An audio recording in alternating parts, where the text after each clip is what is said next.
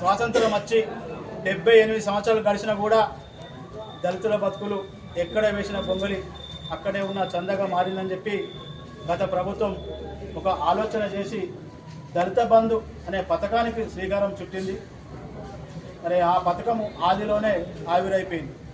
ఆ ఫలాలు మన జాతులకు అందకుంటేనే దాని మీద ఎవరి కనబడ్డదో ఏం జరిగిందో కానీ ఎలక్షన్ కోడ్ అనే ఒక కారణంతో దాన్ని నిలిపివేయడం జరిగింది.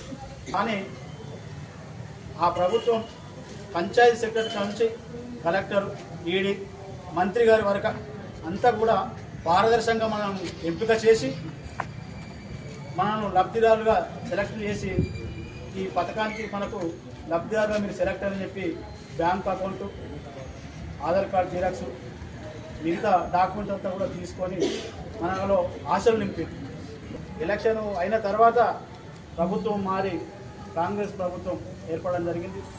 ఈ ఏర్పడిన కాంగ్రెస్ ప్రభుత్వం వాళ్ళు కూడా వాళ్ళ ఎన్నికల మేనిఫెస్టో కమిటీ చైర్మన్, ఈ ప్రాంత ఎమ్మెల్యే గౌరవనీయులు ఐటీ పరిశ్రమ శాఖ శ్రీధర్ బాబు గారు కూడా మేనిఫెస్టో కమిటీ చైర్మన్గా ఉండి అంబేద్కర్ అభయాస్తం పేరు మీద మేము కూడా మాది దళిత పక్షపాతి, మేము దళితులను హక్కును నేర్చుకున్నాం. మాది 125 సంవత్సరాల చరిత్ర గల కాంగ్రెస్ పార్టీ. స్వాతంత్రం వచ్చి 78 సంవత్సరాలు కూడా దళితుల బతుకులు బాగుపడలేదు. గత ప్రభుత్వం 10 లక్షలు ఇస్తే మేము అంబేద్కర్ అభయాస్తం పేరు మీద 12 లక్షలు ఇస్తామని చెప్పి వారు మేనిఫెస్టో కమిటీలో రూపొందించుకున్నారు. దాన్ని పురస్కరించుకునే అయ్యా గత ప్రభుత్వం విడుదల చేసినటువంటి 10 లక్షల రూపాయలను మా అకౌంట్లలో వేయాలని చెప్పి ఈరోజు మన మహనీయుడు మన జాతి బాగుండాలని చెప్పి నిరంతరం ఒక కొవ్వొత్తిలో కాలిపోయి మన రాజ్యాంగ ఫలాలు అందించిన అంబేద్కర్ సాక్షిగా వారికి పూలమాల వేసి వారికి వినతి పత్రం ఇచ్చి మన యొక్క విజ్ఞప్తులు, మన బాధలు ఈ ప్రభుత్వానికి తెలియపరచాలని చెప్పి ఇక్కడ మనం మీటనం తప్ప ఏ పార్టీకో ప్రభుత్వానికి వ్యతిరేకంగా మనం కాలేదు. దయచేసి మీడియా మిత్రులు, ఇంటెలిజెన్స్ విభాగం సంబంధించిన పోలీసు యంత్రాంగం కానీ ప్రభుత్వ యంత్రాంగం కానీ మమ్మల్ని తప్పుగా ఆలోచన చేయకండి. మా బాధ చెప్పుకోనికి మేము ఇక్కడ వచ్చినాం తప్ప మేము ఎవరినో ఇబ్బంది పెట్టాలనో మరి ఎవరినో బదనాం చేయాలనో మేము ఇక్కడికి రాలేదు.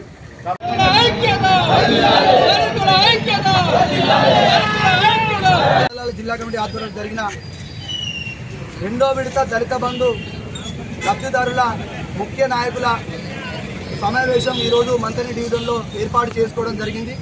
మీడియా మిత్రుల తరఫున రాష్ట్ర ప్రభుత్వానికి, ముఖ్యంగా ఈ ప్రాంతంలో ప్రాతినిధ్యం వహిస్తున్నటువంటి శ్రీధర్ బాబు గారికి మంత్రి నియోజకవర్గ కేంద్రం నుండి ఒక విజ్ఞప్తి చేస్తున్నాం. దయచేసి గౌరవ ముఖ్యమంత్రి రేవంత్ రెడ్డి గారు ఈరోజు చెప్తున్నారు, నేను ముఖ్యమంత్రినైనా కూడా ప్రభుత్వాన్ని నడిపించేది గౌరవ మంత్రివర్యుడు శ్రీధర్ బాబు గారే అని. దయచేసి ప్రభుత్వాన్ని నడిపించేటువంటి స్థాయి, సత్తా మీకున్నదని మేము అందరం గౌరవిస్తున్నాం. అదేవిధంగా గత ప్రభుత్వంలో 2వ విడత దళిత బంధు పథకం ద్వారా దాదాపు 1,35,000 మంది లబ్ధిదారులు ఎంపికై వారికి నిధులను కూడా గత ప్రభుత్వం కేటాయించింది. అనివార్య అసెంబ్లీ ఎన్నికల కోడ్, పార్లమెంట్ ఎన్నికల కోడ్, ఎమ్మెల్సీ ఎన్నికల కోడ్ రావడం వల్ల ఆ ప్రక్రియను తాత్కాలికంగా రాష్ట్ర ప్రభుత్వం నిలుపుదల చేసింది.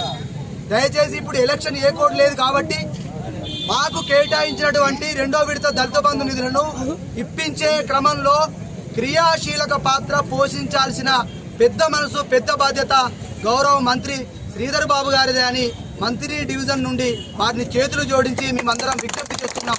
లేని పక్షంలో ఖచ్చితంగా మేము కూడా ఎలాంటి ఉద్యమం చేయాలో మా దళిత బిడ్డలు తెలుసు. తెలంగాణ ఉద్యమం నుండి నేటి వరకు ప్రతి ఉద్యమాన్ని భుజాల మీద వేసుకొని నడిపింది దళిత బిడ్డలే అని మీకు కూడా తెలుసు. కాబట్టి దళిత పక్షపాతిగా చెప్పుకునే కాంగ్రెస్ పార్టీ ప్రభుత్వం తక్షణమే దళితులకు న్యాయం చేసే విధంగా 2-3 రోజుల్లోనే శ్రీధర్ బాబు గారిని మేము మళ్ళీ కలుస్తాం. విడుదల చేయించే బాధ్యత తీసుకోండి.